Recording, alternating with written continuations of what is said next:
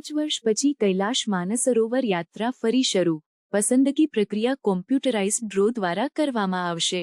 5 વર્ષના વિરામ પછી પવિત્ર કૈલાશ માનસરોવર યાત્રા 2025ના જૂન મહિનાથી ફરી શરૂ થવાની છે. વિદેશ મંત્રાલય દ્વારા આયોજિત આ યાત્રા સિક્કિમના નાથુલા પાસ અને ઉત્તરાખંડના લિપુલેખ પાસ મારફતે યોજાશે.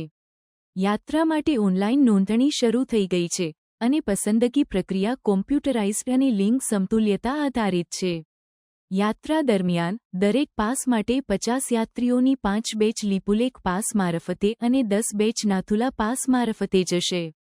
નાથુલા પાસ મારફતેની યાત્રા મોટાભાગે મોટરેબલ છે, જે વડીલ યાત્રીઓ માટે અનુકૂળ છે, જ્યારે લિપુલેખ પાસ મારફતેની યાત્રા વધુ પડકારજનક છે અને ટ્રેકિંગની જરૂરિયાત ધરાવે છે.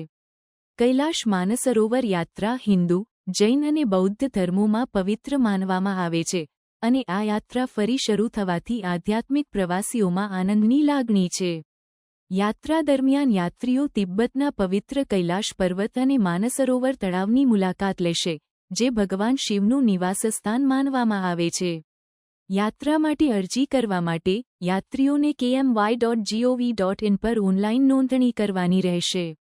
પસંદગી પ્રક્રિયા કોમ્પ્યુટરાઇઝ્ડ ડ્રો દ્વારા કરવામાં આવશે અને પસંદ થયેલા યાત્રીઓને તબીબી પરીક્ષણ અને અન્ય જરૂરી તૈયારીઓ કરવાની રહેશે.